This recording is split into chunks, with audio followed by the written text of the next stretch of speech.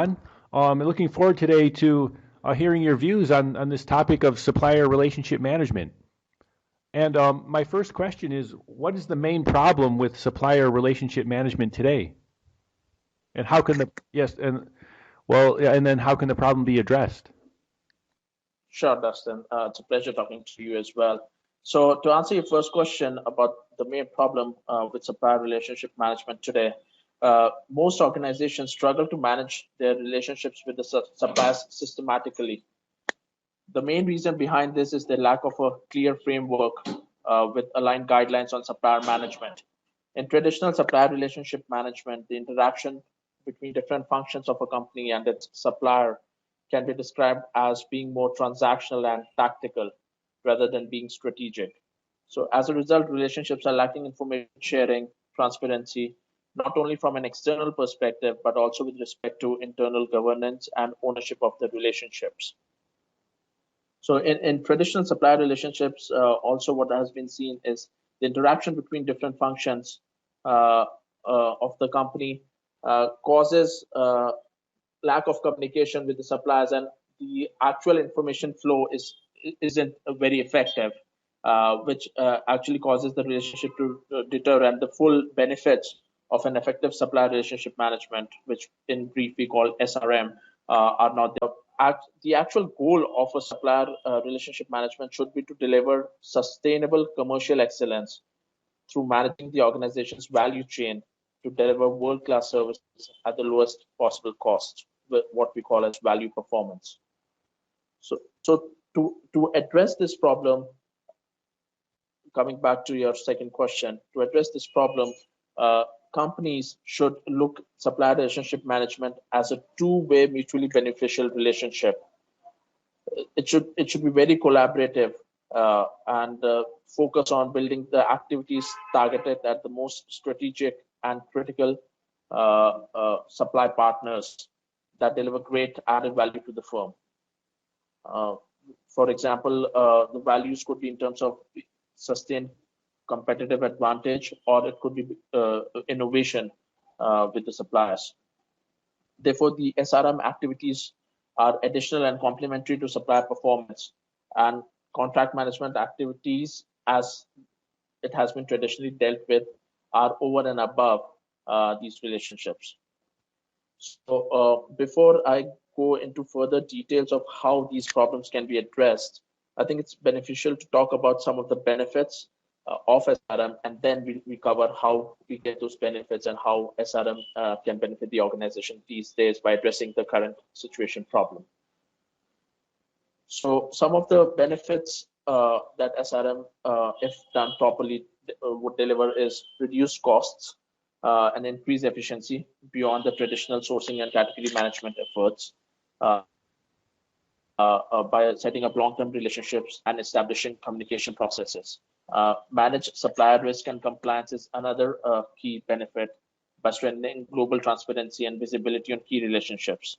It also helps in drive supplier performance in a transparent and sustainable manner with strategic suppliers and collaborative partners. And it enables continuous improvement of operations through long-term relationships again. So, and finally, which we briefly touched about, is about innovation. And if innovation is done jointly by the company and the suppliers, it's a long way to go in terms of identifying the problems and coming up with innovative solutions that helps on improve go-to-market time and overall quality of the output of the organization. So some of the key initiatives organizations can take to correct the problem and build a very healthy supplier relationship management is basically a set of criteria which the organization need to identify, starting from their internal governance, which is the SRM governance. So with what that means is establishing effective governance, especially for strategic suppliers. So a prerequisite of this is alignment within the organization, obviously, so that the internal functions are aligned and the governance process is clearly assigned, the ownerships are clearly identified within the organization. And then accordingly, the ownership of the relationship with the suppliers is assigned within the functions as well, a clear relationship management that's dealt with. That's one key piece. The second key piece is monitoring and assessing supplier performance. So for that, basically, it's essentially going through setting up supplier scorecard, which will not only include the organization's goals, but also some of the uh, financial goals, the operational goals, maybe implementation goals about contract and compliance, communication targets, and other supplier relationship KPIs like quality of service, supplier performance, ease of conducting business, etc. These should be the key elements. And then from quantitative and qualitative perspective, a few examples would be from quantitative piece, tracking and realize the savings and the benefits, reviewing the expenditure with preferred and non-preferred suppliers, cross-check with contracts database, match against supplier usage data, etc. The other qualitative monitoring that could be done is conduct interviews, assess user satisfaction, contract supplier queries, etc. So that helps with the performance. But another piece which is missing in quite a few organizations is segmenting these suppliers into various categories and then dealing with them accordingly. Uh, and by what I mean by segmentation is maybe 3 to 4 levels of segmentation. The key one being the strategic one, followed by the preferred, followed by approved, and the last one being transactional.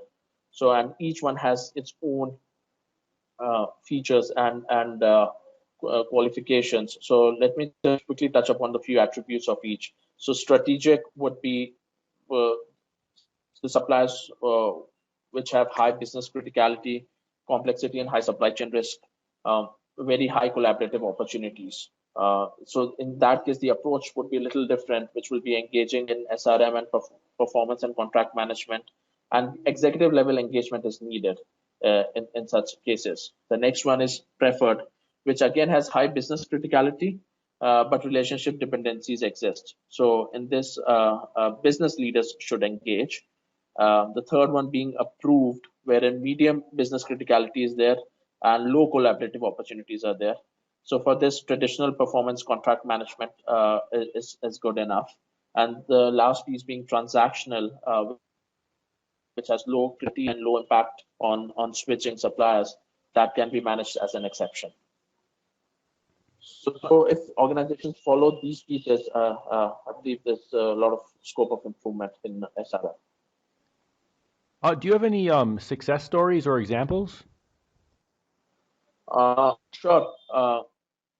So I'll briefly walk through an example where lead management was covered through SRM, and how the lead time was reduced, and overall output was increased dramatically because of that. And then I would also like to briefly touch on some certain roadblocks while implementing these. So actually, first let me go through the roadblocks, and so that once I give the example, I can hit upon which roadblocks were covered. So that will be more give more perspective to the audience. So one key roadblock is commitment from the leadership. Usually, when implementing SRM, though the companies try to roll it out, but if there's limited engagement from the top leaders and sponsors, the program is not implemented the way it should, and then that's what there's lack of commitment from various business owners. That's a key roadblock, and it has to be top driven from the CXO level. Sometimes there's also conflict of interest, which is too much focus on cost instead of the value on the buyer side. That should never be in the SRM, specifically for the strategic partnerships. Also, organizational alignment, which we briefly talked about, internal alignment is a key. And then sometimes there's lack of trust in terms of sharing information within functions and also with the supplier partners. So for strategic partners, that level of trust needs to be there, so that if we are planning to come up with innovative solutions, there should be full transparency of data. So now let me give a brief example of a manufacturing company who used to was transferring products to customers at shortest possible lead time, was the key goal. but unfortunately, there were drastic delays in the lead time, and that was being in the competitive landscape that they were, that was affecting their performance and sales in return. So there were many reasons for this delay, but the first stage of a supply chain, which is to suppliers, is SRM. So focusing on the long lead time was the critical problem that they identified, and then they basically led this SRM initiative with the aim of reducing the lead time using SRM approach. So the two key reasons when they dived deep into the data, what they found was two key reasons of long lead time were poor communication between the procurement department of the company and the suppliers, and within the procurement department, poor communication itself as well. So the two key pieces that we talked about earlier also was lack of communication internally as well as externally, and the lack of trust. So here's what they did. So they categorized the suppliers into the four categories we talked about. Each group was assigned a separate SRM advisor to improve the communication and manage the relationship according to the category that each supplier belonged to. And these SRM advisors were trained SRM experts. And this was followed up with meetings, close relationships with suppliers for the first two categories, especially, which is the strategic and the preferred ones. And an internet supplier portal was also deployed for faster and easier communication of data and information. The results were astonishing. With just the SRM piece, the lead time was reduced by 5 days. This was approximately about 33% reduction in the lead time from period of 10 to 15 days to 5 to 10 days. So this literally shows the benefits, to what extent SRM can go. And this is just one classic example in a manufacturing sector. Thanks. And can you provide a brief background of yourself? Sure. So I'm basically a mechanical engineer and an MBA in supply chain and operations. I've been working for overall 10 plus years in consulting and industry uh, across various functions. I've done strategy development, operations management, supply chain management, process improvement, vendor management, client relationship management, and a lot of global transformations as well. I also have experience in setting up functions, business units, developing end-to-end strategy, and then executing it, which includes P&L management, business development, and people management across industries such as e-commerce, retail, pharmaceutical, medical devices in Asian and North American geographies. And thank you again for sharing today. Sure, it was my pleasure, Dustin. Thank you. Thank you.